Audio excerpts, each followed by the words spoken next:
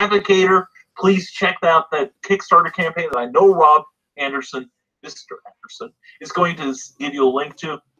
6 incredible stories by a bunch of incredible independent creators that you're going to want to be a part of. You're going to make comics history. You back this thing. Please check out The Advocator. I'll be in number 2 with a brand new Nature Boy story by myself and Eric S. Hawkins. We are pleased and proud to be among the advocators, and we're grateful that you're watching this show. Thank you so much. Thank you, Rob Anderson, and I appreciate all of you.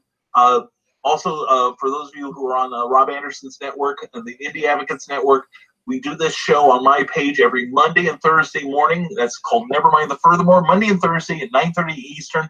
And a second show called Clever Title Pending. It's Tuesday nights at 7 p.m., all Eastern time, all waiting for you to be there. Thank you again, Rob Anderson. Thank you to everyone who watched. Jack O'Halloran, we love you, dude. You are the best. Hey, Chuck, if you want to come on to talk about The Advocator, let me know in the comments. I'll give you the thing so I know you want to talk about it.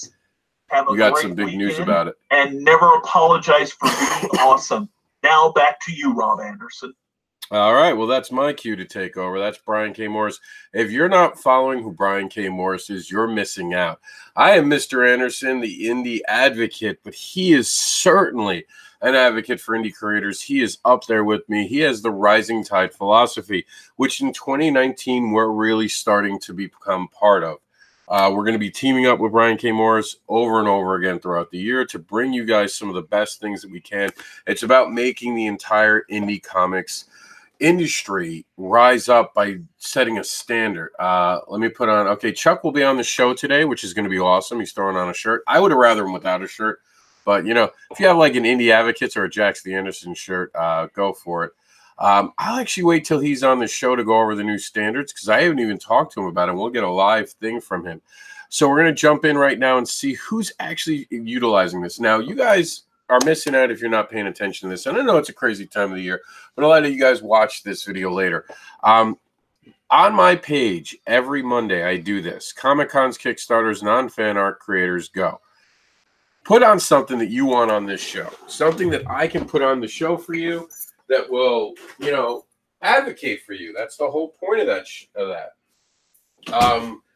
Few notes that we can go over.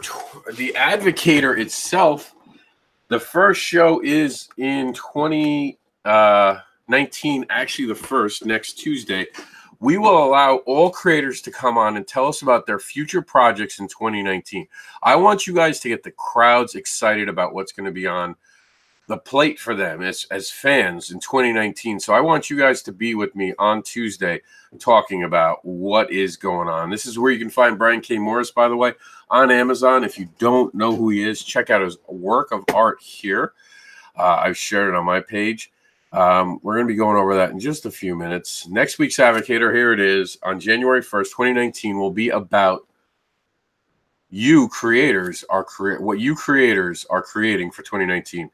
No goals, only plans. What do I mean by that? I don't want to hear, well, I want to. No, I am making. That's what we're talking about next Tuesday, what we're making.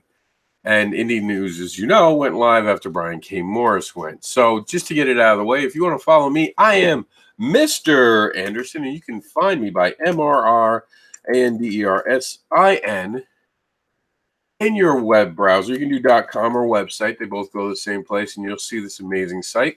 I will be updating it shortly to give new news and all that. Of course, because it's the slow point of the year, I kind of just let it linger a bit. And you can also follow my works at writtensinscomics.com. And you can see all this. And, of course, we'll be updating some of these things as well.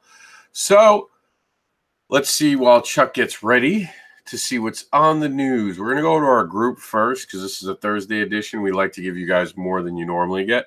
So let's just see if we missed anything. Brian K. Morris apparently was on it. I don't know why it shared it twice, but it did. That's a fine thing. Eli gives us Atlas work, almost done. Crunch time. He's finishing off Leaders of the Free World. And Madeline Holly Rising has a steampunk Boston Metaphysical Society, a Critters poll. There we go. Critters Workshop, and you can get some information here. Looks kind of cool. The poll opens December 4th through the thing in 18 days, and you could there we go. And then just vote for her. I think I have to fill out more. Oh, no, I gave her the vote. Oh, I have to enter my name. Okay, so I'll do this off air.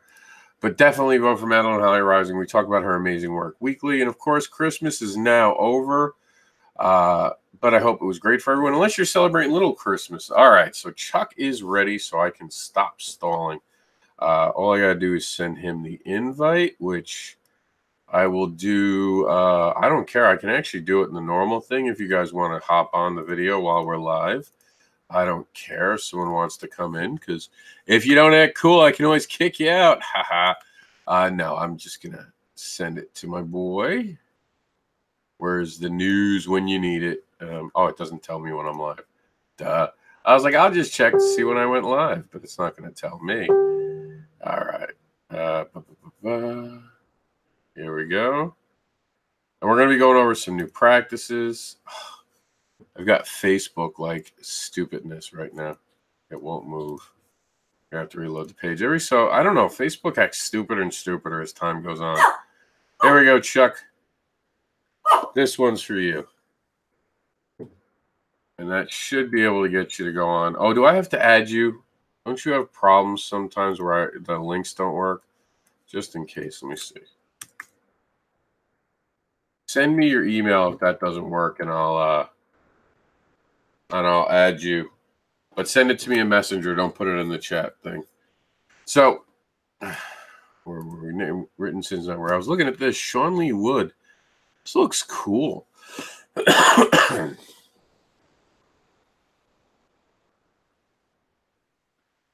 This seems interesting.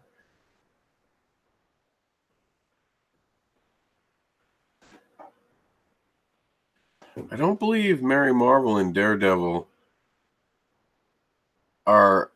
This is weird. I'm going to have to look into this off screen, because he's talking about Miss Marvel and Daredevil being public domain characters. And I don't know if he's thinking of a different one. So I want to look at that a little bit more. Not much more going on. We're going to give shout out to Dale. Let's see if my boy Chuck is getting on yet. Nope, not yet. All right, let me close this. This is from Dale, now in Salem Digital Format. Milky Way Brigade, number one, $7.20. Get it now before we raise prices in 2019. Comics on Class Comics. There we go. Proud Milky Way Bridge, and that's Fahrenheit Drive. So you can see there is it. It's an original. Okay, Milky Way. Okay. Okay. Here comes Chuck. Milky Way Brigade is a digital original 3-issue comic series that features the sexual camaraderie of a club of super twunks. Twunk, is that it? From the future? Twunks? I think I'm saying that right. Hey, Travis, if you want to come on too, we got the link in the above Chuck. I see Travis is in here, and Brian K. Moore said something to us. Oh, you totally rock. Not right now. The Broke Down Talk will. I was actually going to call you in a little bit, see when you wanted to arrange that. We are starting it today, hopefully. But this is just the news. You can come on just to talk news, but we're going to do something that focuses on just you. All right.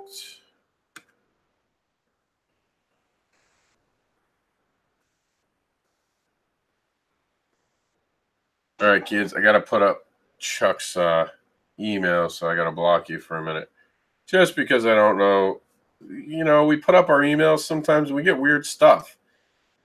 Ooh, you guys are going to have a picture of me for a second on the thing as I have to block things out. Let's give you a better picture. Oh, no, it's all going badly now. I'm trying to block things while doing this. It's not working well. I'm not having a response like I need. All right, let me see. Let me get Chuck in here. Is it not? There we go. I was going to say it's not even letting me post after that. Okay, so Chuck's invited. Let's see if I can get the screen share to stop. Oh, there it goes. Okay. There we go. Back to where it belongs.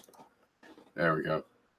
All right, Chuck, you should be ready to come on. Travis, if you want to come on and just talk in general, scroll up. The Hangouts thing is there. Or I can add you too. Okay. Trying to see what else we got going on. So in indie news today, as Chuck hits us, hopefully in a few seconds. And we'll get back to this new standard for our site in 2019 in just a minute. I feel like we're moving with concrete today. The site is going a little slow.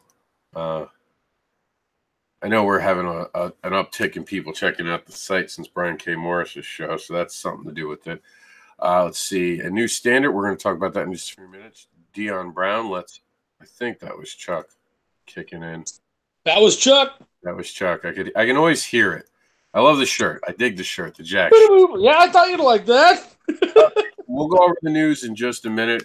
Chuck's got his own news, but this is kind of important with Chuck too, so we're actually going to have Chuck be part of this. I'm going to introduce the 2019 standard for the site. We're changing a few things. Nothing that I'm sure will be shocking to you, but I'm curious what you think of the new standards we're imposing.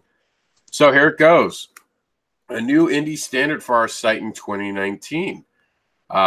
In 2019, indie advocates will no longer add art that is fan art. Parody and mashup will be allowed, but straight fan art will not be added. And by 2020, we will remove all fan art from our site's databanks. That means anything that is fan art right now that is on our site will be gotten rid of. We are committing to being 100% committed to indie only. That means that all of our content will be about indie projects from here on in. It doesn't mean creators can't have crossovers. It doesn't mean there can't be a creator from Marvel who wants to be covered by our site. We're happy to do that. They couldn't just talk about their Marvel project outside of an interview. Within an interview, it's fine. This is not a punishment nor a line in the sand, but rather we want to celebrate originality. Passion art may be allowed. Passion art is art made for sale, not made for sale, but for love and shared for free. This will be a case-by-case situation, meaning let's say someone wants to do something with indie characters as Stan Lee passed and they want to mix in some Marvel characters. I could see that being a fair use moment where I'm like, okay, that I get that. There's something there. Or even maybe some dedication to Stan Lee. If you know, obviously Stan Lee passed, but what if someone else? What if a Neil Adam passes this year? We would allow that type of maybe fan art where it nods to the creator. And I'm also announcing now, and this has been a decision that's greatly been affected by the response, especially since the Me Too movement. We will no longer be covering cosplay. Again, not a punishment, but the current climate and infighting, we want to spend our time on promoting creators, not dealing with the offended or those looking for fights. And sadly, cosplay seems to attract us. We will share cosplay on Instagram only on our page. So any cosplay we take will be now on Instagram only. We started to test that in 2018, and there was no negativity on Instagram. So what do you think of the new rules, Chuck? That's the future of the site. I mean, dude, it's all in the name. Indie advocates. We advocate for indies. So I think all of that just makes sense. The cosplay thing, obviously, not as much, but I would say how much engagement do we actually get from the cosplay community, though? Because I know we put up stuff for them, but how much of them comes to the site, checks us out, talks about us? Not a lot. I mean, a lot of what the cosplay too is that they're for those who don't know, they've had a lot of infighting in the last couple of years. And when we cover someone, we might get bashed by someone for covering someone, and not everyone sees the comments because our site has been set to not show comments I don't approve. Yeah. But some of the comments I've seen made about other cosplayers, I mean, it was downright accusatory about things, and I don't want to be part of that. You know, people were accusing people of being racist and things, and it was ugly. And I was like, wow, this is not what we wanted. And in fact, this year, I stopped putting any new cosplay up, if you didn't notice. I did notice when I did the news, most of it was just like throwbacks and stuff. But also, we have the same thing. Like, I mean, comic creators, it's the same thing. You're a racist, you're this, you're that. Like, you hear that too. for comic creators, but we've already chosen our side. You know, we've already chosen we're going to show off indie comics and indie comic creators. And so if someone doesn't like that, then it's like, well, but this is what we do. Yep, that's basically it. Like, I'll stand for any indie creator. I won't stand for a cosplayer. I don't have the time to get to know them all. They're obviously cashing in on someone else's creations, 90% of the professional ones, because they're getting paid to dress like them, which is cool, but it's not originality again. And then the people who are dressing up, you run into the thing where, like, I have had people who wanted their images removed because they got too popular and people were getting creepy with them. Yeah. They didn't even want to be tagged back. And there's that weirdness to it. And all that put together, it's not me judging cosplay. I still love cosplayers.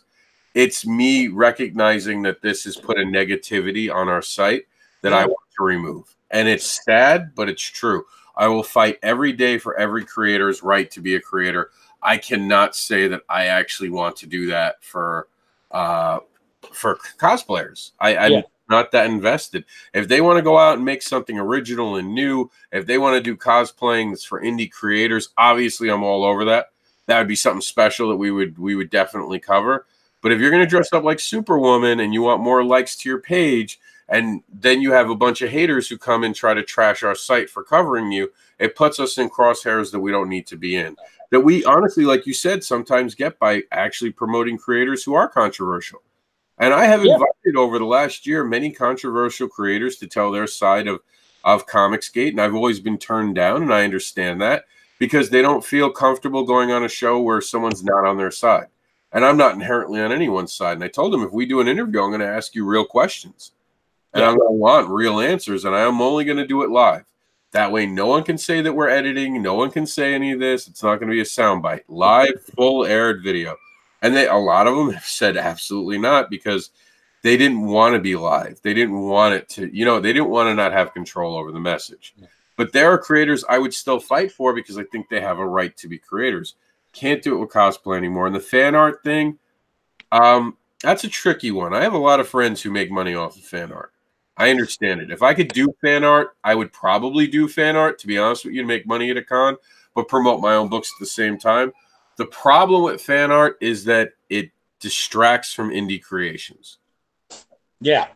I found that that's actually my least favorite part about conventions, is going there and seeing all the fan art and seeing people walk by with all these prints and all this stuff of characters that we've seen a million times before that make billions of dollars. Honestly, I would love it if these big companies said, no, you can't do that anymore. You're making money off of our stuff. Stay out of it. That would be great, I think, for the indie community, because then we could all refocus on what we do best. And that is make our own shit. And that just means that, that's why I'm not a big fan of the fan art. I mean, I like it, and it's like, oh, cool, you can do that. But what bothers me about that is that you're then going to take that fan art, you're going to sell it for, 10, 20, 30 bucks a pop, depending on size and everything. And meanwhile, I'm going to have a hard time fucking selling a $5 book because you did that. And not to blow up anyone's spot, but this is the truth. For those who don't know, what you're buying at a convention, 90% of the time, not considering original art. Like if they're selling the original art that they did, not even illegal, but you're buying something for $10 that they paid about 50 cents for. Yeah. And they've sold it 100 times. Yeah. And that's the truth. See, my problem with it goes a little bit more into the two realms of this. First off, if you're able to make that kind of money selling someone else's properties because you're not paying the IP, which we'll get to in a second, then you're making table costs go up. I have no doubt that Artist Alley tables are more expensive because artists who do fan art can pay more. So they're cashing in on it. And then creators who are writers, and I've heard this throughout 2018, can't afford tables. And that's not fair. That's what that's for. Artist Alley were for creators too, and original creators and artists. So it was supposed to be this mecca of a hangout. And now you're getting all these crafts people invading our spot because they can afford to pay it, because they're, again, selling unlicensed merchandise to a lot of part of it. And then to the unlicensed merchandise, I'd probably have a lot less wrong with people doing fan art if they were paying a license fee. And I think that's what the businesses should do. They should ask for a licensing fee. You want to do this? This is what you got to pay a year to use our characters, and then you can make money back. The reason I'd be so in favor of that is not only is it the right thing to do, but on top of that, it would also make these creators maybe want to, these artists, start working on indie books more. Because, I mean, how many times have we seen an indie artist not promote their own Kickstarter? Not promote that they're on Kickstarter with their art, because they can make more money by doing new fan art and talking about fan art. I have a project, and I won't blow up the artist's name right now, but he's told me, he's having trouble getting things done. He's had to switch jobs. He's given me long excuses for a year. But every day, or every week, I should say, I see him drawing some new art that's fan art. So he gets more likes on Instagram, or he can get someone to try to buy it. I already paid him. He hasn't finished what he started. And I think if you took that focus away from him and he couldn't do that stuff, then that would end him. Plus, on top of that all, the actual creators in Artist Alley who created and or worked on these Marvel or DC projects could actually put their art out and make real money now and not be undersold by people who are making copies. And again, I'm not trying to judge anyone, but you got to be honest with what you're doing. You know what I mean? Like you're selling knockoff stuff. No matter how talented you are, if you haven't been hired by Marvel and DC, or at least have their permission in some way, you don't have the right to reproduce. And I say that with a lot of friends who make money with it, and I'm not telling them they can't make money. But when it comes to our site, we need to have a better standard. And that's where I'm at. Yeah. I know it's going to be controversial, and I know it might offend some people, and that's okay. Either people are going to get it or they're not. We're not about fan art. There's plenty of sites that can do fan art. Bleeding Cool is big with fan art. Go to Bleeding Cool. Bleeding Cool is all about fan art and talking about Marvel and DC. There's a site for that. There's no site that's just about indie comics. And there's 1,000 sites for that. Yeah.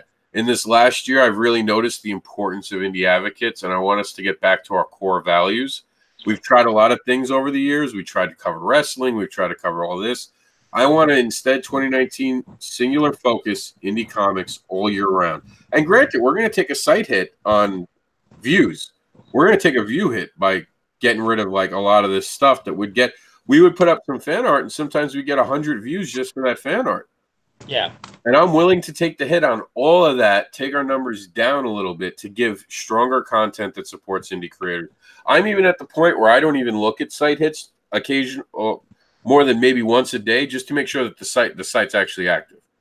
Yeah. I just want to make sure people can access it. And if I see no one's really accessing it, I usually, like Christmas, we had horrible numbers, which I kind of expected, but it also made me get up for a minute and make sure the site was loading, because sometimes when we have bad numbers, we're not loading. So, and we were, so I was like, okay, it's just Christmas. I'm going to go back to sleep because I wasn't feeling great on Christmas Day. And which is what I did. I went right back to sleep. But, I mean, I think these new things are really going to help. And speaking of advocating and taking it to the next level, let's talk about the big news. What's going on? With the Advocator? Yeah. Yeah, dude. Okay, so we're just short of being a third of the way through with like 36 or 35 days left to go. So I feel really strongly like I'm honestly not worried even a little bit. We're going to make it. I really am not worried. I mean, that doesn't mean don't jump on, don't check it out. But I'm really not worried. I really feel good about this. And yeah, man, the whole team is excited. Everyone's trying to get things going on. And honestly, I mean, I don't like to kiss ass, but there's some, like, all of these are really good stories. Like, I've gone through, I've read it. I told someone recently, I said, for 10, I think it's like $10 plus $5 for shipping, you can get the book. And they're like, cool. And they're like, oh, that's so cheap. And I was like, no, it's actually super expensive. And they're like, well, what do you mean it's super expensive? And I said, well, it's super expensive because you're going to spend $15. You're going to get 6 amazing stories. And then you're immediately going to have to go out and buy all of the other issues and stuff because you're going to want to fucking own them. Yeah, I mean, it's an excellent idea. And as a matter of fact, me and Travis are trying to work out a way. And this is for people watching the news now, I'll know this.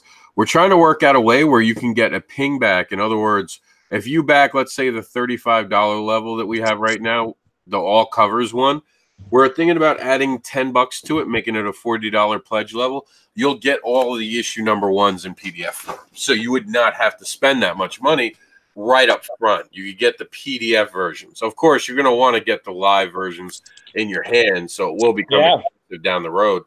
But I mean, that's exciting. You get these crossovers. We're the variant covers, we're printing them one time and that's it. No one's allowed to reprint them.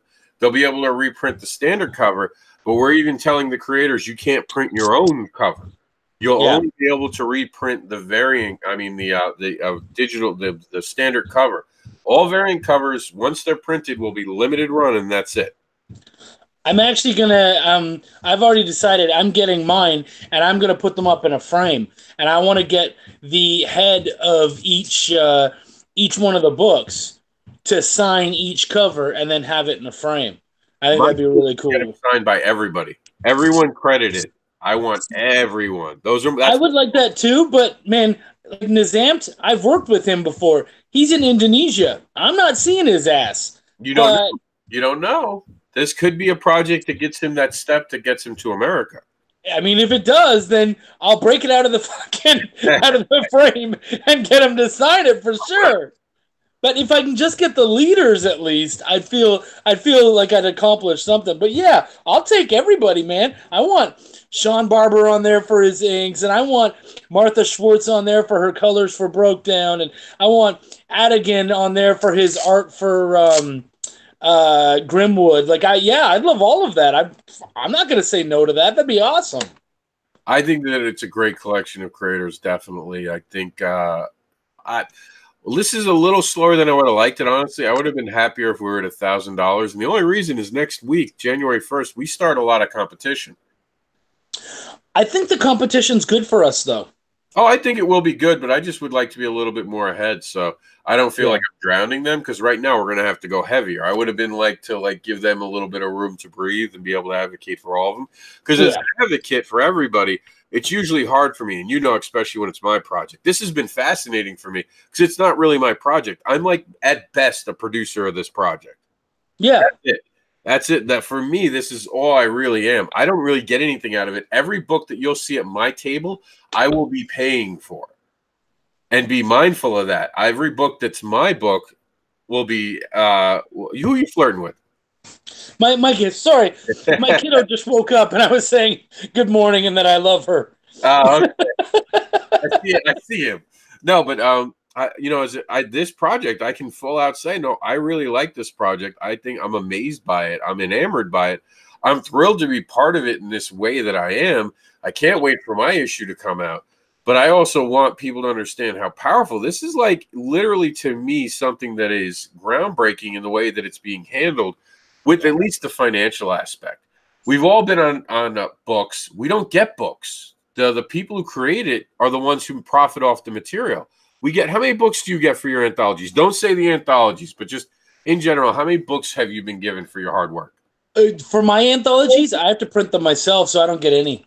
I mean, it's not like when you work with that writer guy that you edit for who gives you free copies. That's not like that. Exactly. He takes care of this boy. Well, you have to, and I never understood that. The one thing I've never liked about indie comics, and it's true, there's a bit of greed here.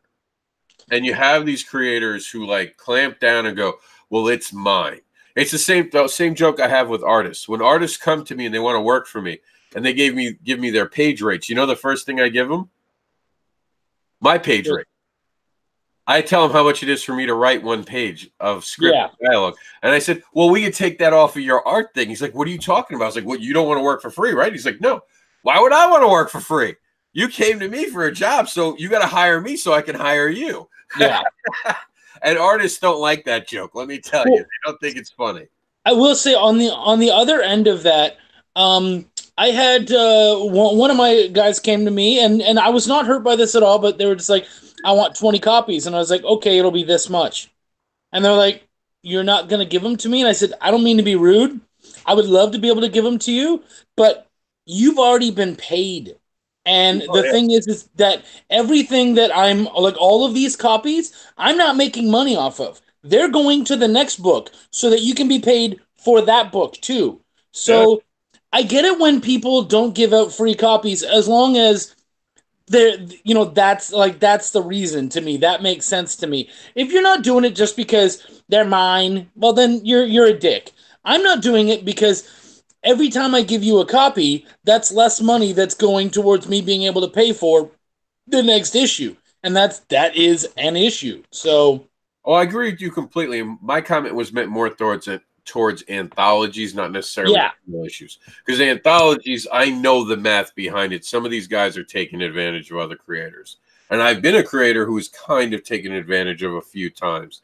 And I knew I just wanted to pad my resume, so I was okay with the abuse. But that's why I don't really like, in 2018, if you notice, this is the only anthology I signed on for. I was asked to join over 15 of them.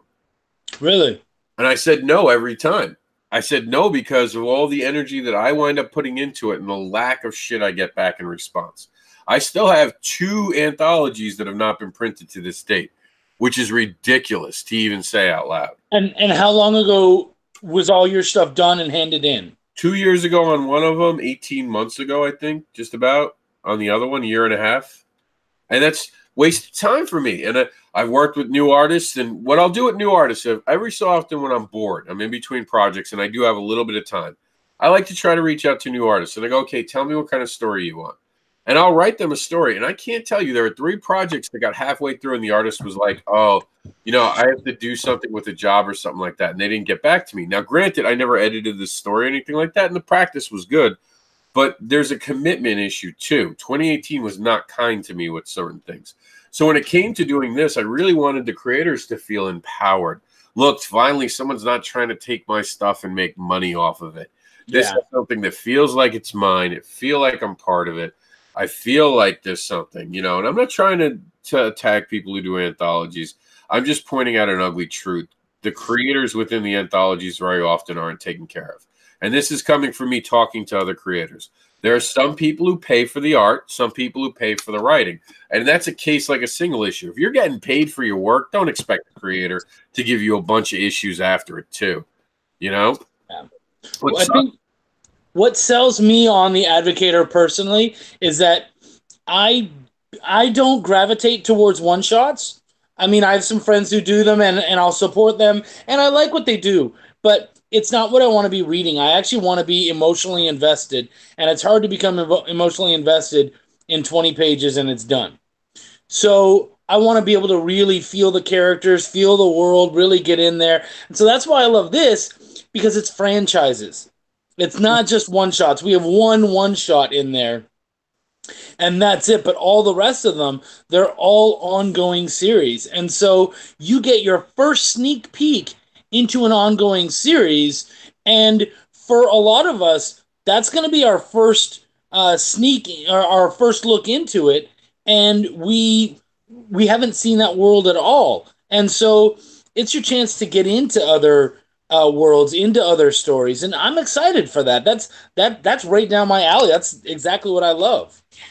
And you know that I don't know if you saw it in your video last night, but I'm now referring to these as like comic-sodes. They're like the web episodes. The webisodes, I like that. But for us, there are comic-sodes because it's in between comics. Basically, this is a story that for you would fall between issue 0 and issue 1 that eventually can be put into the proper timeline when you're ready to redo issue 0.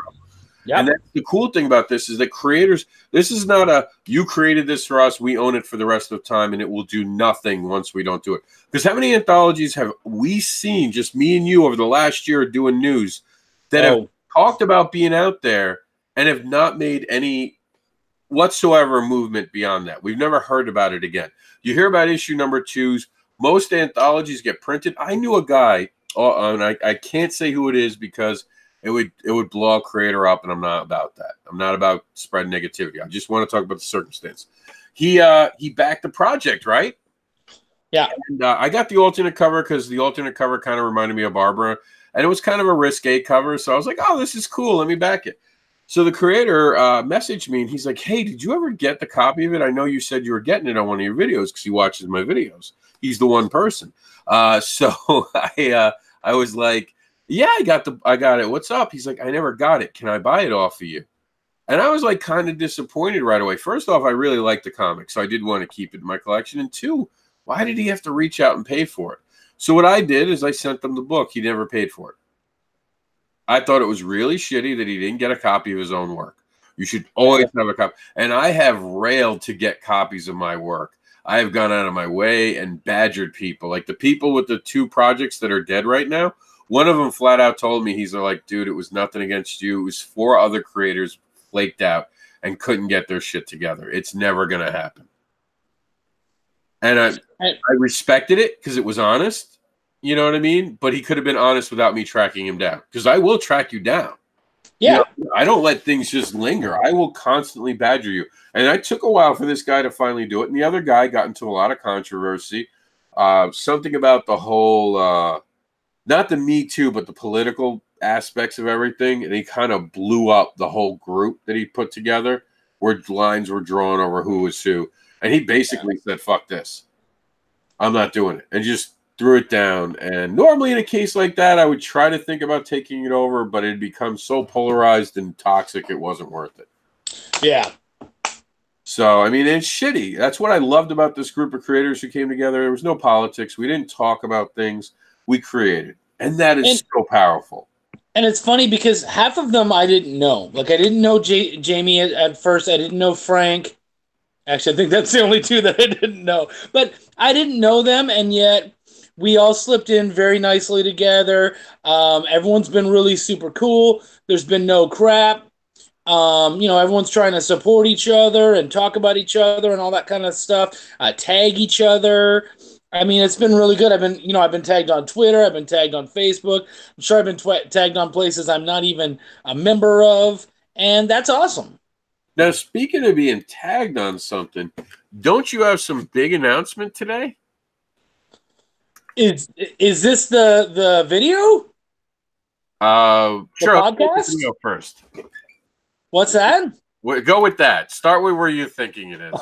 Okay. Well, I'm thinking that a dear friend of mine, Jessie Rogie, she has a show called The Multiverse Maiden, and she's going to have a bunch of us on. So all of us that can make it on, we're all going to go and we're going to talk about The Advocator on January 1st at 6 p.m. Eastern. There it is. Now, of course, that's one show that you probably won't see me on because I'm not the talent in this regard. So I don't belong front and center. You guys should be the voice of it, talking about your creations, but I'll definitely be watching it. Yeah.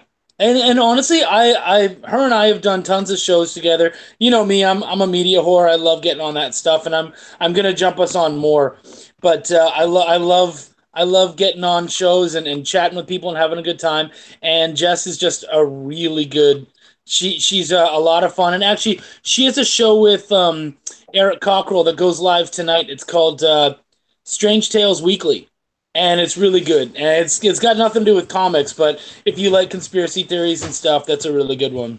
And for those who don't know, Eric Cockrell is a creator along with the rest of us. Yep. He's done Blister, and he's done Dulce, and he's done a bunch of other stuff. And he's actually talked to me. I think he's probably talked to you as well. Yeah, that's Strange Tales. He wants to get in on the Advocator as well because of what we're doing. Definitely. And I've had a lot of people suddenly come out of the woodwork, and it was what I told Travis. I was like, a lot of times when you say you have an idea in indie comics, the problem is that everyone has a fucking idea, but few people really go through it. And I learned that the hard way. I used to be a very timid creator. I wanted to work with my artist. I wanted us to hold hands and create and kumbaya. And now I'm just a manager of projects. I am literally, you've seen when I critique something, I'm very cold but professional about it. It's the only way to go. If I don't like something, I'm like, this doesn't work here. This font's bad.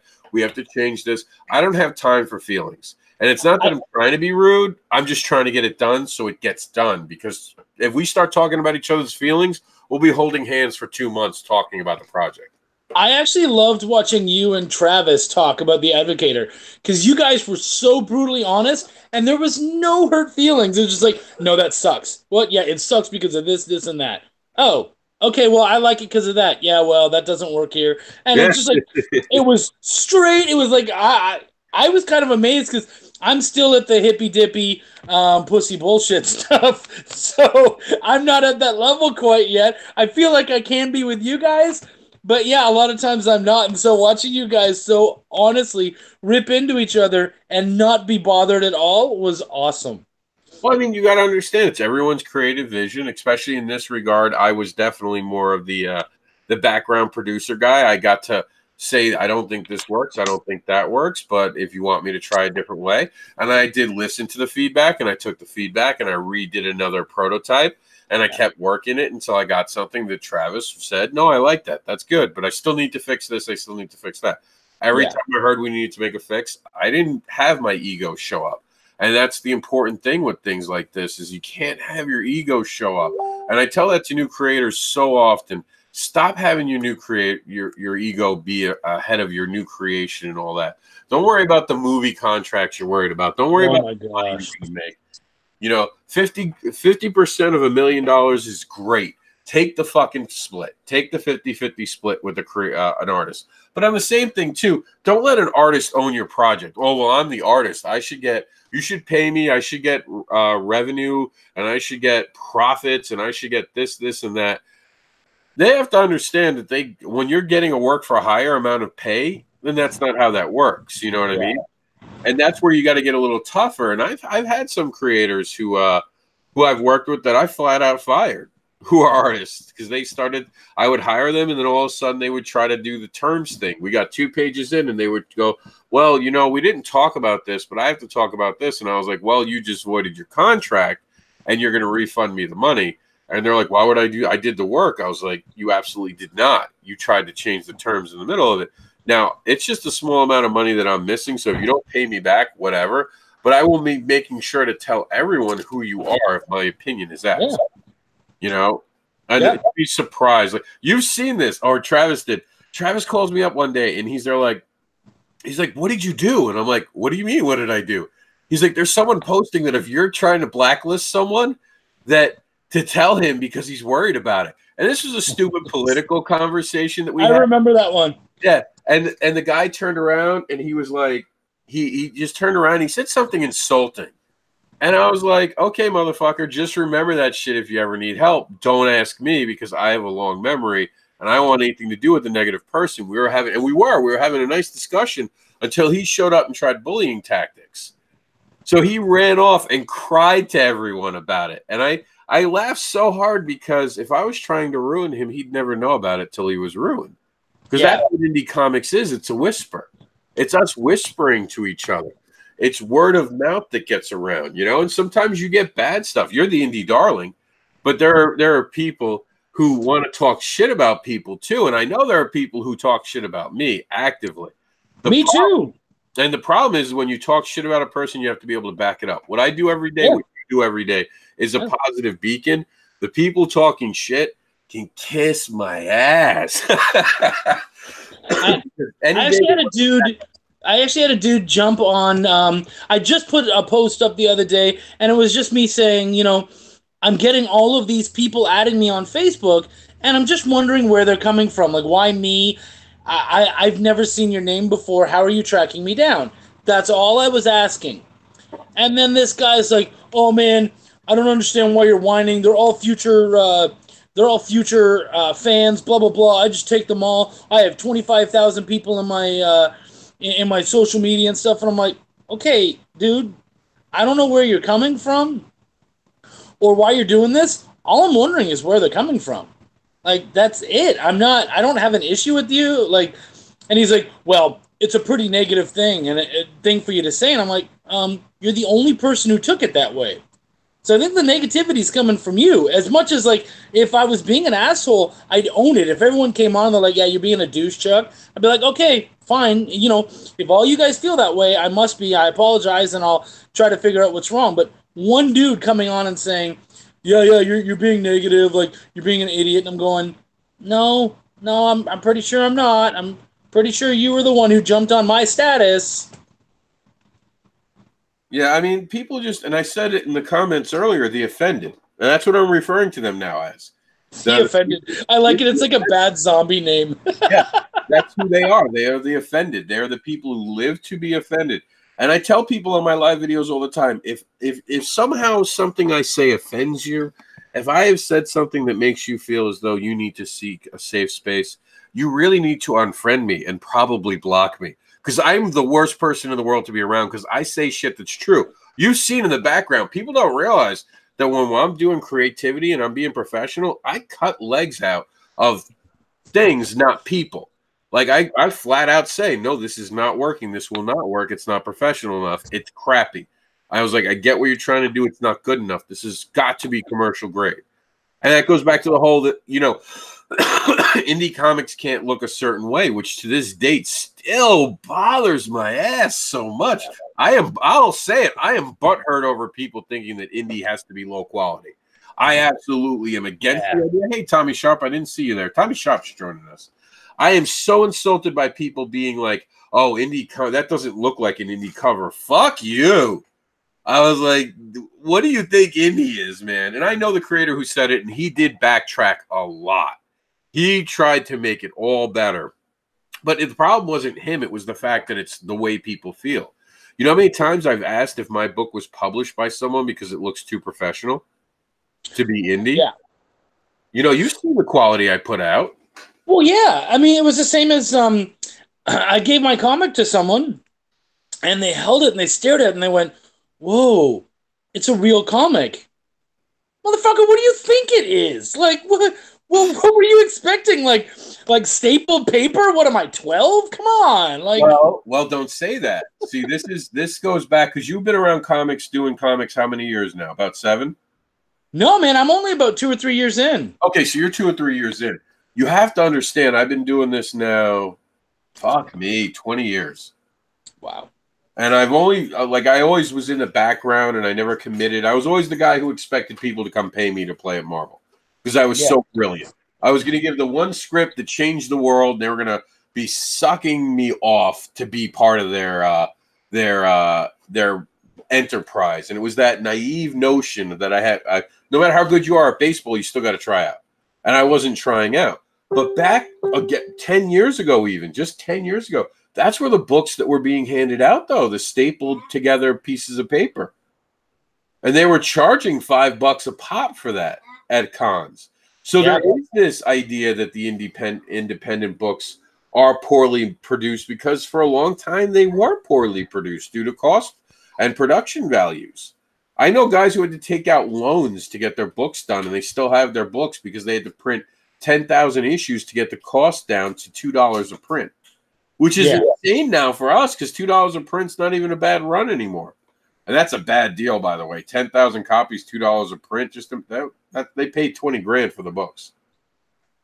But that was 10 years ago. Nowadays, we look at that like, come on, I could get that deal right now from Print Ninja probably for 50 cents an issue. Yeah. You know, 10,000 copies, probably, well, maybe 75 cents. And we're very almost privileged and entitled in this regard as indie creators right now to have such tools at our fingertips that we did not have a decade ago. And that's why you're seeing a lot of people come out of the woodwork and make these comics that honestly are lower quality. I admit it. I know that there are people out there making lower quality. And I'm not talking creative chances. I'm not talking about maybe doing a creator or something like that. But, you know, there has to be a quality standard. And you know me, and you've talked off air. And you've become a reviewer. How many books have you not publicly reviewed as of today? An awful. Because you don't want to blow up someone's dream. There's there's what you'll do in private, which you know I'm pretty merciful. Like I don't fucking care. I'm pretty honest, and I am a mercy-free zone. There is no safe space with me. There is only honesty, and honesty is painful. But I am honest in a way that will help your project be better. And people can either take my critique or don't. What I don't like is when people are like, well, can you still do the review so people hear about my book? Because apparently they think a bad review is a good thing. And I've seen some people turn a bad review into a good thing to get sympathy. Oh, this person kind of picked on me. Oh, my book was better than they let me be. Dude, I have seen some shit in my time that is horrible. In one of my own books, when I didn't get to letter it, Travis gives me nothing but shit for my lettering. He does all the time. He says my lettering is always unique and different, and I try too hard, and some of it's true. But he was really impressed with the lettering I did with your book, remember? Yeah. Yeah, he was like, that actually worked really well. Okay, you can letter. Yeah. I know how to letter. There are some people on this fucking planet who swear they know how to letter. Someone who lettered one of my projects, and I won't say which project, some people might know because of how often I letter my own shit. He screwed up like 5. And remember, I remember the day that you saw it, I came to you upset. I was enraged. You were really mad. I was like, what is this? I went back to the script. I didn't say that word. He changed my words to fit it to make it easier for himself. Yeah. I was ready to go to his house and burn it down. And I didn't. It was like that Silent Bob and Jay thing when they're going around the internet trying to find like that's exactly the mode I was going because it's such a personal thing, your creations. And I really do care about the quality. And that's not to say that I don't look back at my earlier stuff and say, oh, I could definitely do it better now. Yeah. But at that moment of my career, that was the best I could give you. That was honestly the best I could do. And if showing that I'm evolving is a good thing. But there are literally people out there who are just not giving a fuck and just trying to put things out there because they think they're going to get a movie made. And that affects us, you know? And that damages the brand that is indie. And that's the point of the Advocator, is to show people, no, there's quality in indie comics and we need to change it. It's also professionalism. Like a lot of this indie fighting like last year at Comicsgate destroyed the indie brand. Yeah. In my opinion. That's why Kickstarter is the way it is. Like people keep asking me. I saw it coming, people were abusing it, but then Comicsgate happened and like the floor fell out of Kickstarter. People didn't believe in us anymore because now we were entitled assholes trying to push our agendas down people's throats. Yeah, I mean it's been big. Like for me, a lot of people have asked me, what side are you on? I'm like, fuck that side shit. The world is too gray for you guys to sit and worry about what's black and what's white, man. I want nothing to do with that shit. If I don't like what someone's doing, guess what? You're not going to hear me mention them because I don't want anything to do with them. And I say it all the time. I support with my page and I support with my wallet. If you don't see me buying it or talking about it, that's it. Yep. I've said what I wanted to say. And you know I try to stay away from politics. I really don't. I've even gone as far as to say that if people want me to talk about politics, they have to pay me. Yeah, I remember you saying that actually. Like, I'm a firm believer in that shit. You want me to do politics? Sure, pay me. Pay me just like they pay the CN correspondents. But every so often I see something that was funny. Like when they were building the wall and they had the GoFundMe, absolutely hysterical. Even got better when they did the GoFundMe for the ladders. As this person who's written comedy and is not written off doing comedy again in my life, there might be a point where I want to do stand-up again. Although I'm crippled now, so it might be sit-down comic. I am actually like eager to like play with humor and stuff. So these things are funny to me. So on Christmas Eve, or Christmas Eve, depending on how you want to do it, I saw this thing and it was Donald Trump on the front of the New York Post. And I grew up in New York, so that was my hometown paper. And I used to think they did funny shit. So the New York Post had a cover that says, "Wall I Want for Christmas." And I thought it was hysterical. And it didn't take a side. It just picked on the fact that, you know, it was a clever saying and it didn't say anything nasty about him. It was one thing that was very bipartisan. It didn't really bash him for it. It just made fun of the fact that this guy was obsessed with building a fucking wall. Yeah. So I posted that as a he. And someone was like, "Excuse me, but I like to follow you for your indie comic stuff. I'm not here for your political views. If you continue to have political views, I'm going to have to unfollow you." So I said, okay, and I understand that. And if you need a safe space or something like that, I'm not it. I'm not a person that you can tell when I'm going to post. I'm going to post whatever I want. So if this is offending you and making you feel bad, I am sorry for that, but I'm not going to stop. I don't want you to be offended, but I'm not going to stop who I am because it offends you. It didn't offend me. It made me laugh. And we had a really good conversation. The guy turned out to be just not understanding that the words he chose were very threatening. And he's like, well, it's not a threat. And I had to literally show him the definition of a threat. And then he realized it. Because he's like, oh, well, threat means that I'm going to take something away from you. I was like, yes, you're going to unfollow me. So you're saying I was a good person until I posted one thing. That's a threat on my character. After all I've done for everybody, to say that I'm suddenly this, that's a threat to me as I am a human. You know what, though? The nice thing is that you have indie advocates. You've got your Facebook pages for your different projects and stuff. I've got Bonfire Press's Facebook page. If you wanna just check out my comic stuff, cool, go there. But I am a human being, and I have every right to express myself. And if you don't like it, cool. You can unfollow me. You can, shut me down for a month and not hear what like mute me. There's lots of things you can do, okay? But that's things that you can do. Leave me out of it. Just treat me however you want, like do with me whatever you want to do, but I'm not going to stop being me. Oh, dude, I mean, it's ridiculous. There are still creators to this date who unfriend me when they're done getting their projects funded, and then will refriend me when they want another project helped, just because that's the type of person they are. And I see this all the time, and I don't understand this. I'm going to purge my friend list. First off, there's two things to me that are very wrong about that. First off, it means you have no standards when you're allowing friends. You're not looking to who you're adding, because now you're saying everyone's dead weight.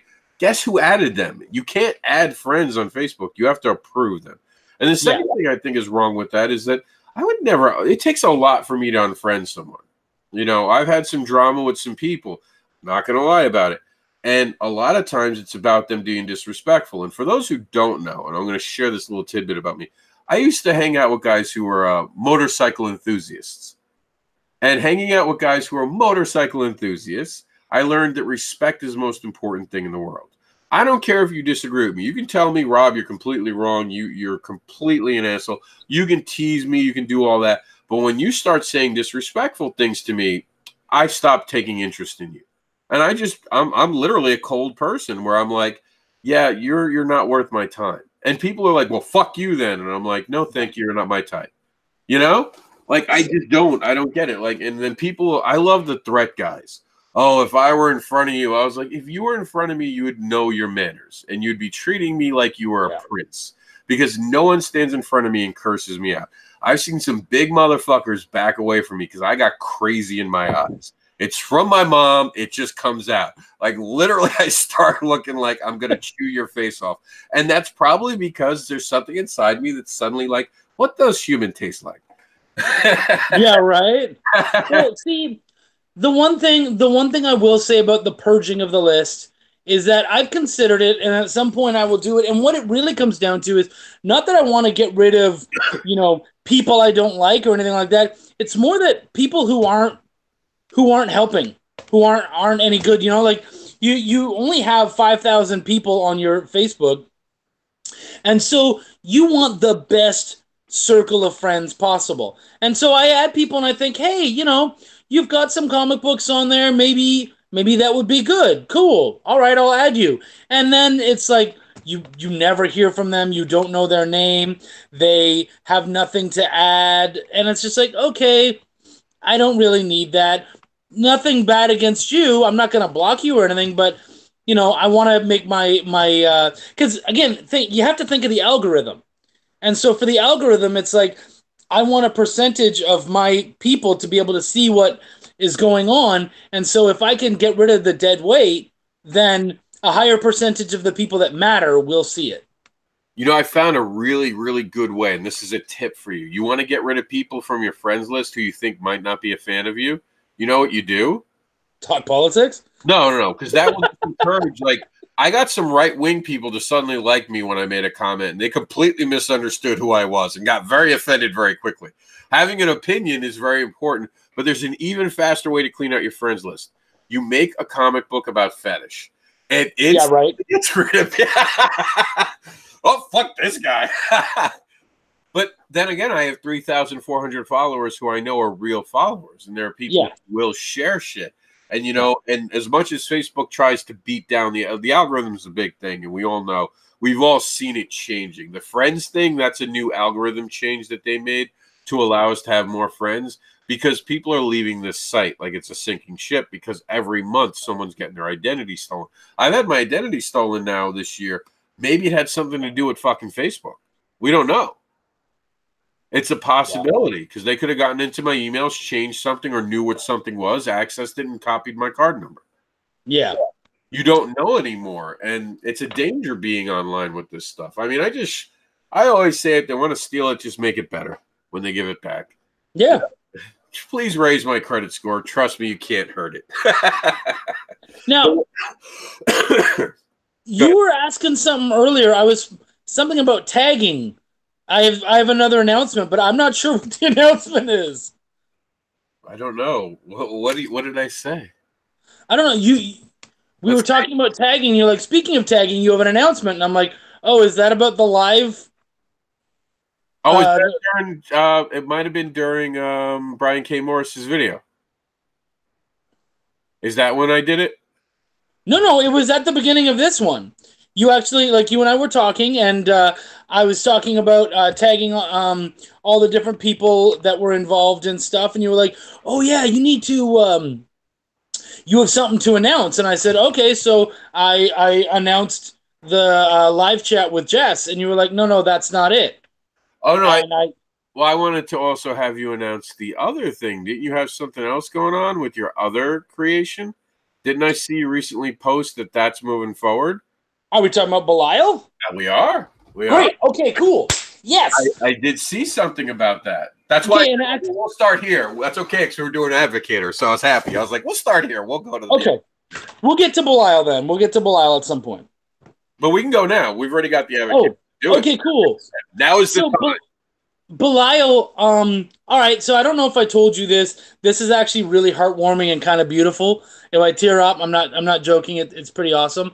So, a couple weeks back, like early December or so, I got a message from my inker and co-creator of Belial, Sean Barber, and he messages me and he says, and so the thing is, we could only afford to pay for the first, I think, 5 or 8 pages.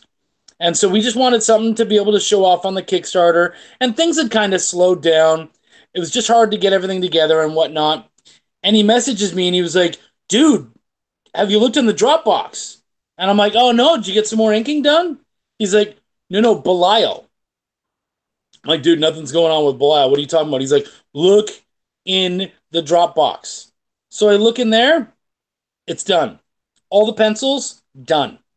And I'm like, well, wait, we can't afford to pay him. What did he do? So I messaged the penciler, and I was like, Greg, what's going on, man? He said, he goes, yeah, I'm paid for. I'm like, what do you mean you're paid for? We didn't pay you. We don't have that money. He goes, I'm not allowed to tell you who, but somebody paid for the rest of the book. It's done. Wow. Yeah. So somebody stepped up and said they really wanted, because I've shown this off to a bunch of people. Everyone's really excited about it. Honestly, this book is going to be so funny, so much fun. I think it's going to be just great action.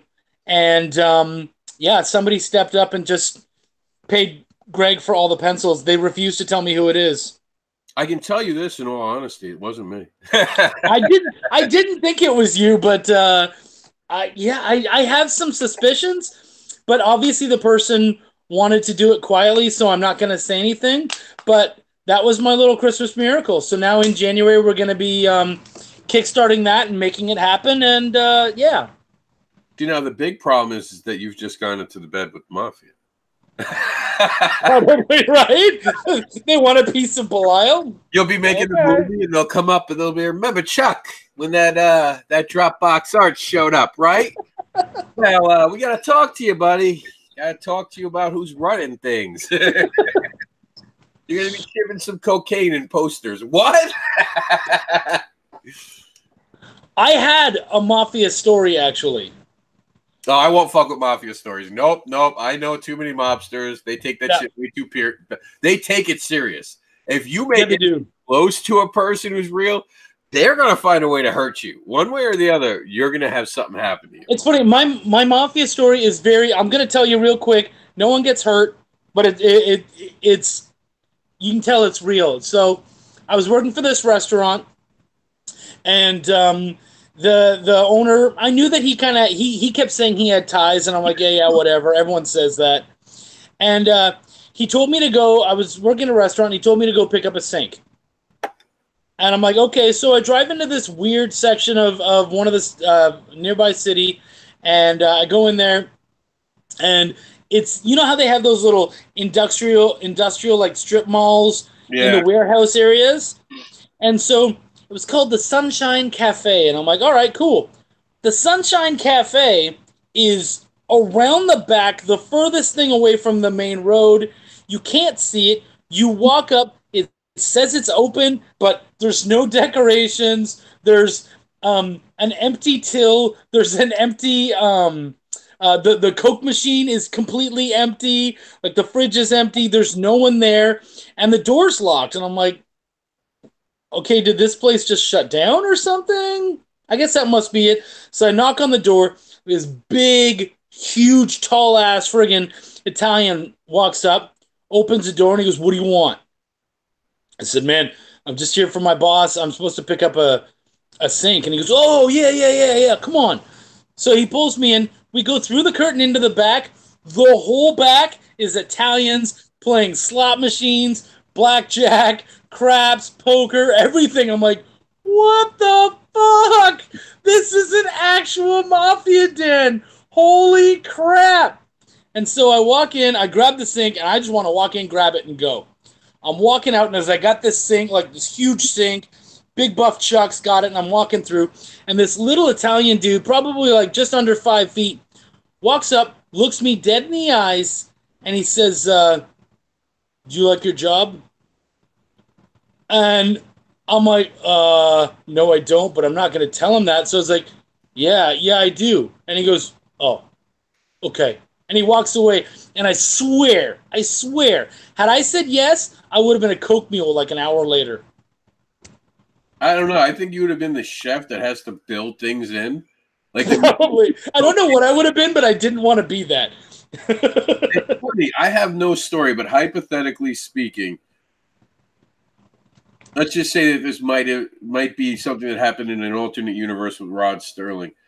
There might have been places in Queens that are attached to certain industries that might not be considered legal. And I remember that there could have been a time where I knew where all of them were. Yeah. And I respect the hell out of them. And I do, because I understand that there's a criminal aspect to it, but I also understand that they do try to take care of the neighborhoods. And that's something that is kind of important. And you do see that getting lost in Queens now. Certain parts have been abandoned and they're not better for it. Yeah. I don't really have a problem with criminals, Like, I've always been that guy, like, oh, don't you think criminals should be sent to prison? Well, what'd they do and why'd they do it? Like, if a drug dealer shoots another drug dealer, is that really a crime or is that just part of the job? Like, I always get confused. I feel like they were just cleaning stuff up. I think that they're just making society better, because one drug dealer will at least control things better, especially if he's selling to kids. Some of these guys get shot for a reason. Yeah. But that's why I don't do crime stuff with the mob involved, because I don't want to piss anyone off. I know they don't have a sense of humor. Oh, same thing with cops. I wouldn't do anything anti-cop, and I don't like cops. I've said this many times. I don't get along with cops. Cops don't get along with me, but I respect police, if that makes sense. I just think the cops have this attitude, and apparently I have an ego. When I enter a room, as the people have told me, I don't know what it is since I was a kid. Even when I was little, I'd walk in a room, people turn around and look at me. I don't know what. I'm just one of those types of people, I guess. And because I'm a smart ass, I get in trouble real quick with people. Like, I'm telling you, man, if I was at a college campus right now, there'd be a riot with the shit I'd be saying. Like, I could see some of these people be like, you don't understand, the things you say make people feel bad. You have microaggressions. I was like, I wouldn't worry about the micro ones. I'd worry about the general big ones, the mega aggressions. The mega aggression. That's a mega aggression. Like, you're an idiot. Like when I tell you I pooped in your safe space, that's really something I did. I found out where your safe space was and I pooped in it.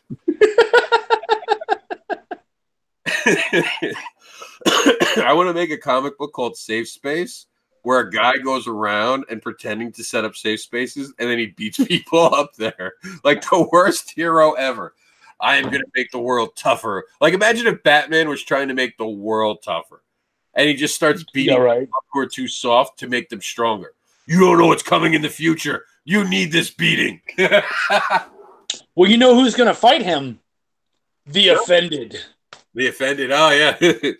that would be like the transforming of, like, the the libertarians, and then the libertarians are the opposite side. That'd be the well, then the feminazis would be the head of the monster. The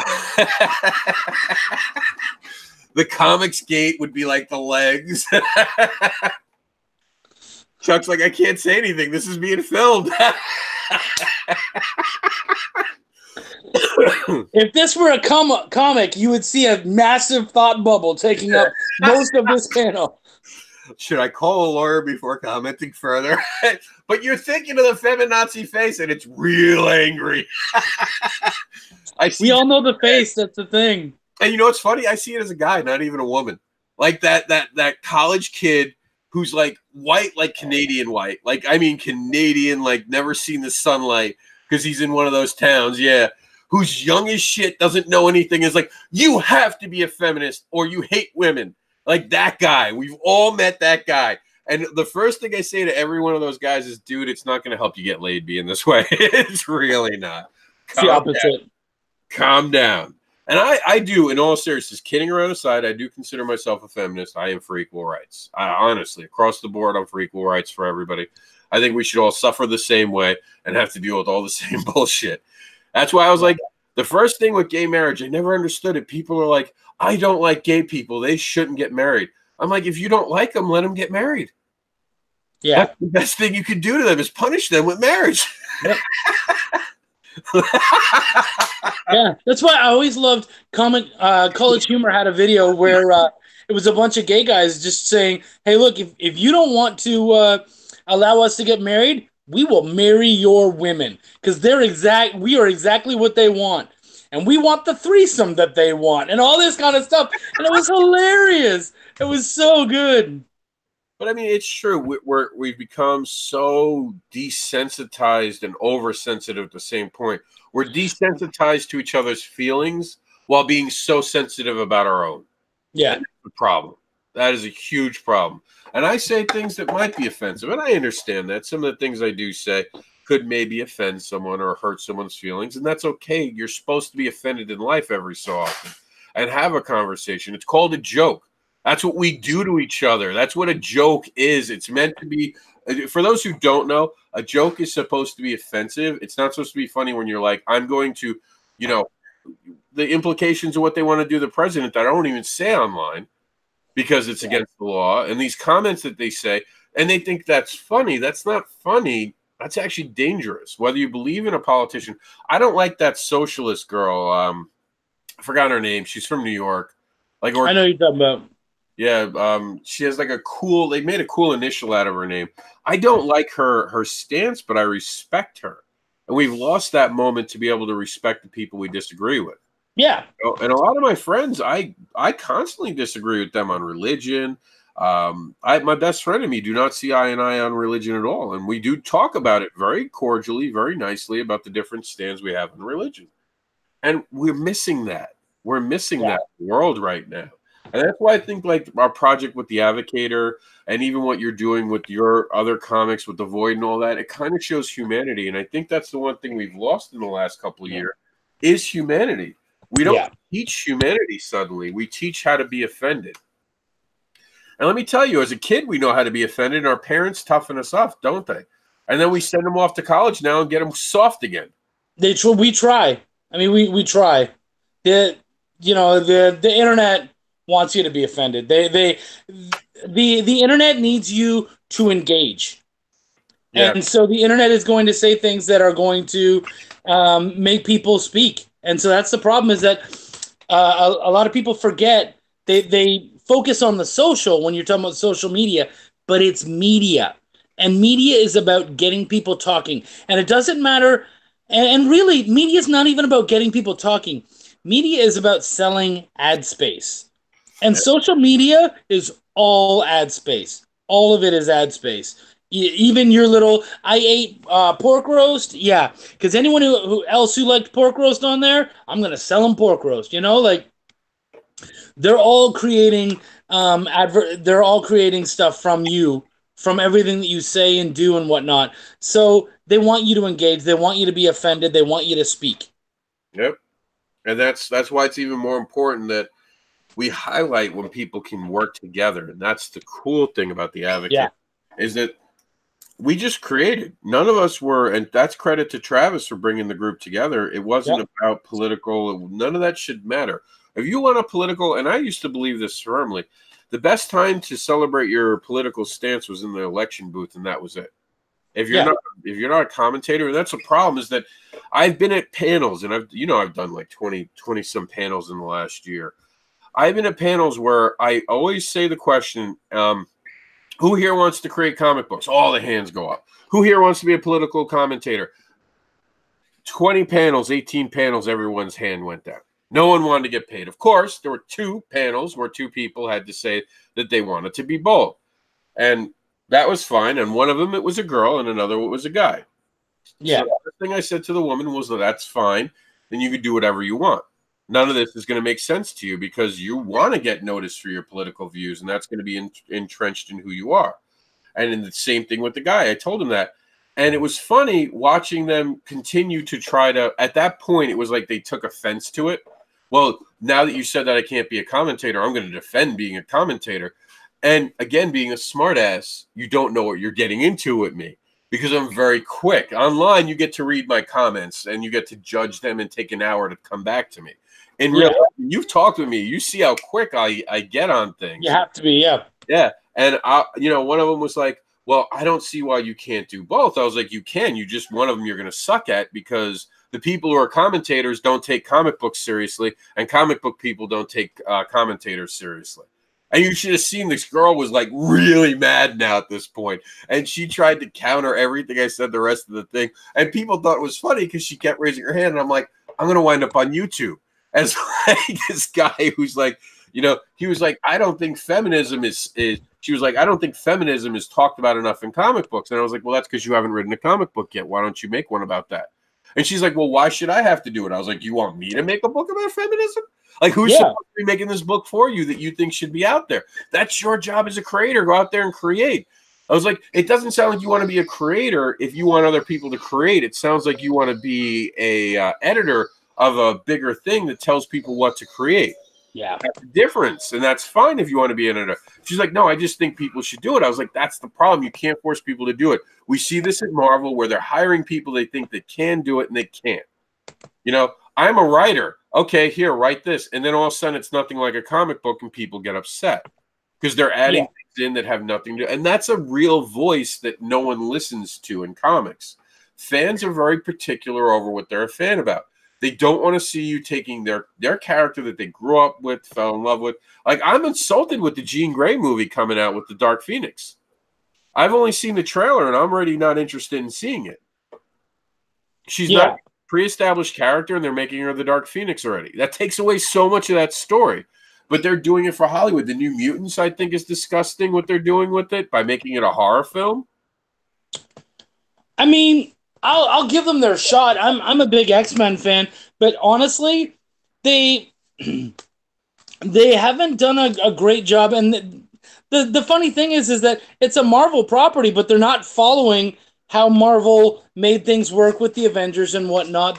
There's a very easy pattern that you can follow to make your stuff work, and the X-Men didn't follow it, and therefore these properties are just coming out randomly. They all just feel like one-shots.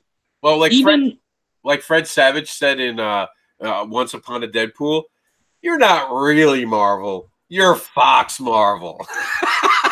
and it's true. It is. It's true. But that's what the comics have become. You're not really Marvel. You're this washed down version of Marvel. And it's a shame because credit to Marvel, they used to really tackle these topics in a very fun and relatable way where it didn't drag it. And I've read some Marvel stuff and I get it. They do things simply for commercial reason now. They do things simply because they think they're worried that that's what the people are doing. Marvel was at its best when it wasn't acting like DC. And what I mean by that is when Marvel started, they didn't care who was reading it. They cared what they were writing. And that has changed. And that's because the mouse owns them. The mouse is worried about profits.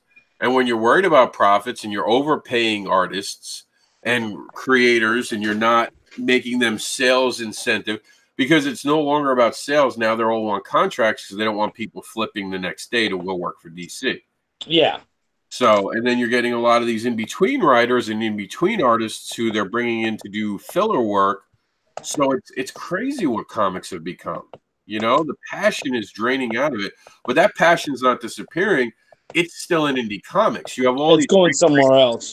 You have all these great creators who have come into indie comics now to play because there's freedom of expression. And I've known a lot of creators, and I'll never go on record with any of them.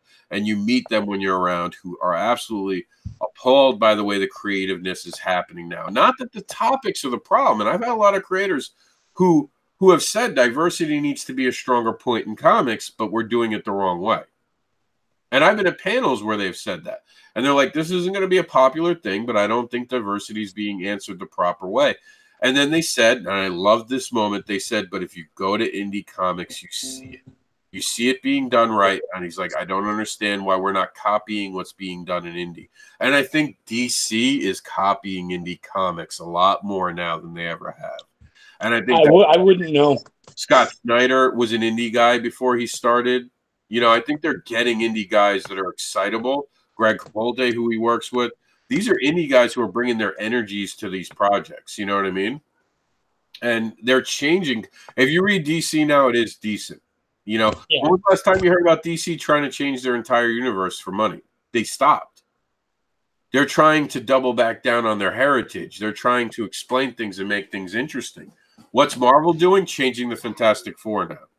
How they got their powers in a few months. What the fuck is that? Stan Lee dies, and that's how you're going to respond. And I've heard other people say it too, and I agree with them. Stan Lee dies, and you're going to change the Fantastic Four's origins. What's next? The Hulk? The Hulk got bit by a radioactive spider. He didn't really get hit by gamma radiation. It was gamma radiation that hit the spider. Spider-Man really wasn't bit by a spider, but the spider itself just enacted his mutant ability, and he's part of the X-Men now.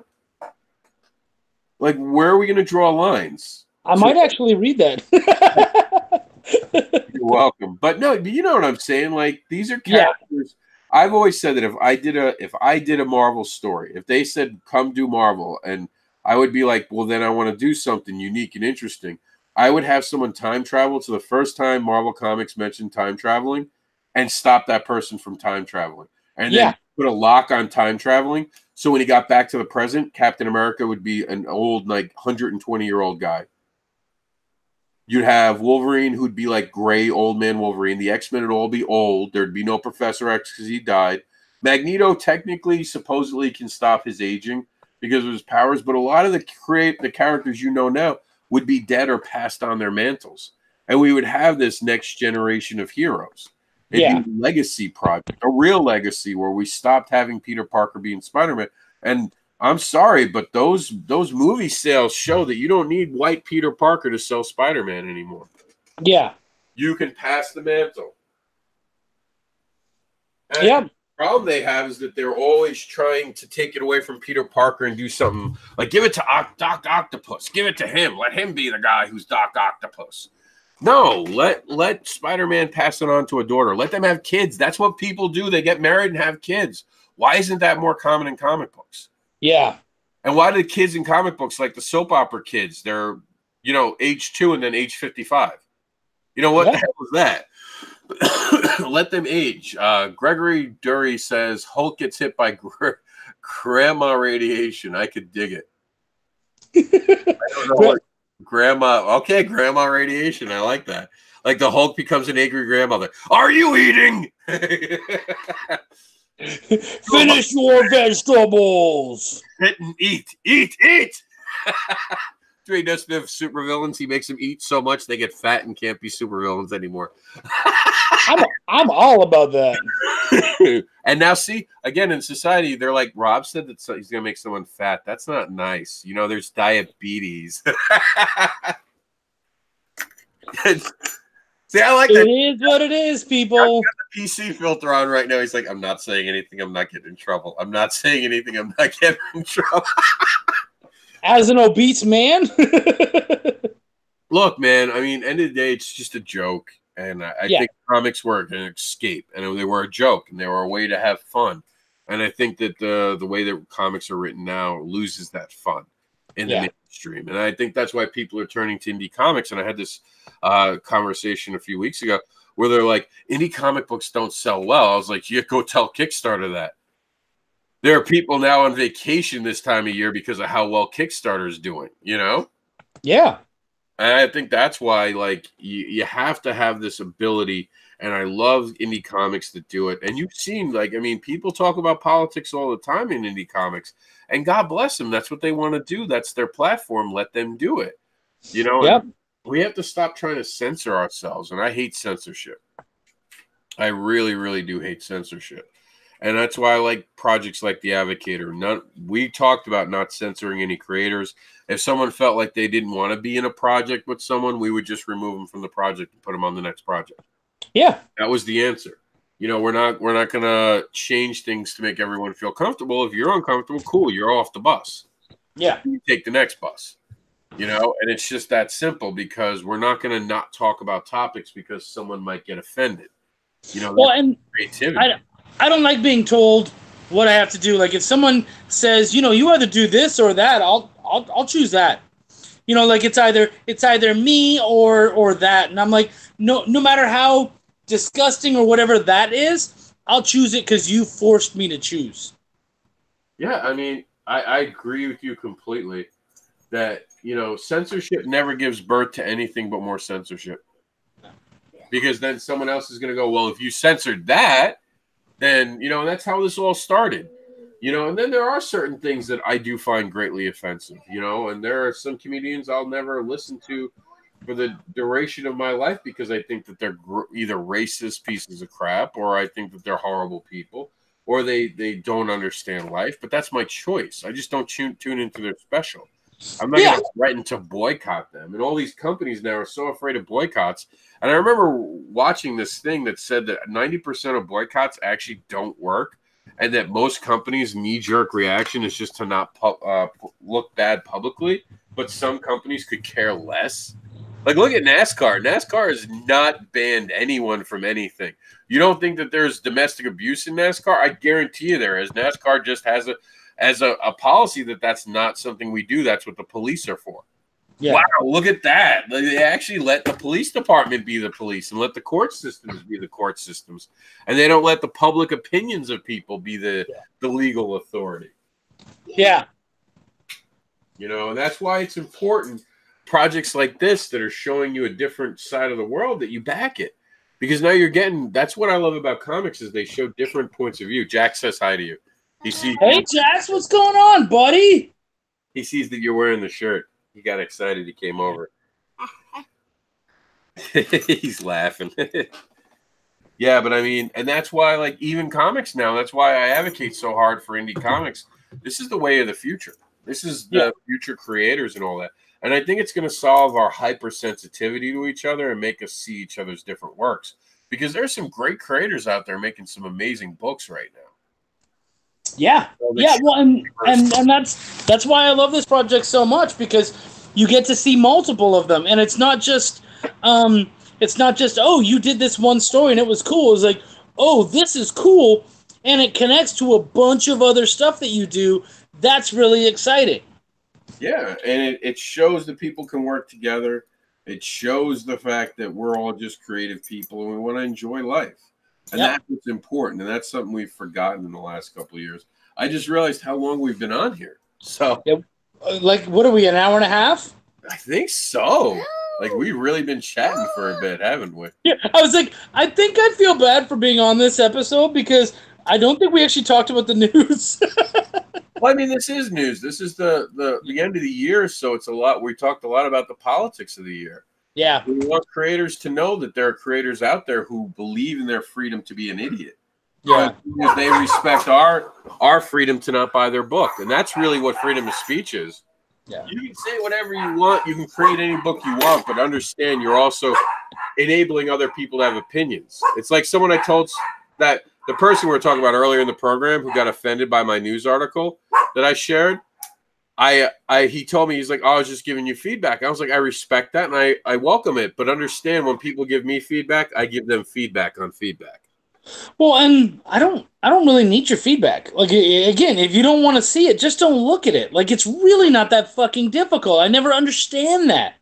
Everyone's always like, "Well, I feel like I should tell you why. Why do you feel like you have that ability? If I wear a shirt and you don't like it, you're going to walk up to me randomly and say, "Hey, I don't like that shirt." Like I don't give a shit if you don't like it. I didn't wear it for you. I don't even know you. So, yeah. See, I would just take the shirt off and be like, "Is this better?" Just sit there and rub the old nips. you feel like this is what you wanted. If you wanted me to get naked, you could have just asked. Just buy me dinner, man. I'll even do it for McDonald's. Throw some glitter up. Look, I'm special. Game on, bitches. Like, I mean, I try honestly to be a supporter of everyone, but at the end of the day, you got to have a sense of humor. You got to be able to laugh. And I'm going to let Chuck go, and we're going to hit the video for the Advocator as he makes his way out. And you guys can see what we've been talking about this whole time, on and off, in between stuff. In Chuck, between rants. We'll have you back on, though, with Travis and when he does this thing about his broke down, if you're available. Yeah, I should be available.